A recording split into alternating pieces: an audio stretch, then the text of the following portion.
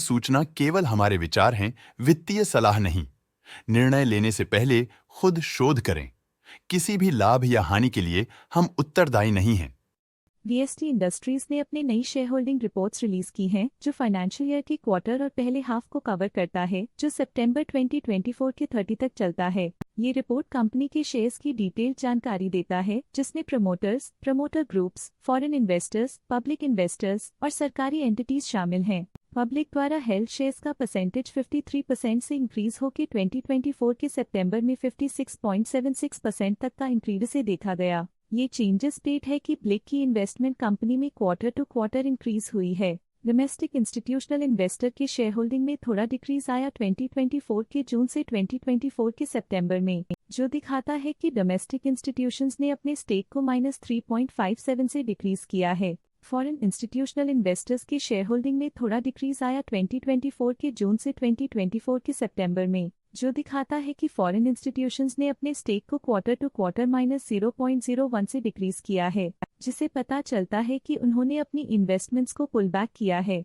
चलिए इन्वेस्टर्स की स्टैटिस्टिक्स पे नजर डालते हैं, जो शेयर होल्डिंग पैटर्न में फ्लक्चुएशंस का कारण बन सकते हैं। एनिमी प्रॉपर्टी की फाइनेंशियल परफॉर्मेंस में एक सिग्निफिकेंट डिफरेंस देखा गया है, जो -0.03% है। राधा किशन शिवकिशन दमानी के पास पिछले क्वार्टर में कोई नंबर ऑफ शेयर्स नहीं थे, लेकिन करंट क्वार्टर में इनके नंबर ऑफ शेयर्स 3.15% है। VST industries limited unclaimed shares दिमाग सस्पेंस अकाउंट के पास पिछले क्वार्टर में कोई नंबर ऑफ शेयर्स नहीं थे, लेकिन करंट क्वार्टर में इनके नंबर ऑफ शेयर्स 1.58% है। राधा किशन एस दमानी के पास पिछले क्वार्टर में 3% शेयर्स थे, लेकिन करंट क्वार्टर में उन्होंने कंपनी से एग्जिट ले लिया है। Derive trading and resorts private limited के पास पिछले क्वार्टर में 5% शेयर्स थे, लेकिन करंट क्वार्टर में उन्होंने कंपनी से एग्जिट ले लिया है। म्यूचुअल फंड स्लैश ने अपने हिस्से को पिछले क्वार्टर में 11.03% से डिक्रीज करके 7.48% पे ले आए हैं। ये कंसेक्यूटिव क्वार्टर्स में -3.55% स्टेक्स डिफरेंस दिखाता है। HDFC म्यूचुअल फंड ने अपने हिस्से को पिछले क्वार्टर में 1.4% से डिक्रीज करके 1.24% पे ले आए हैं।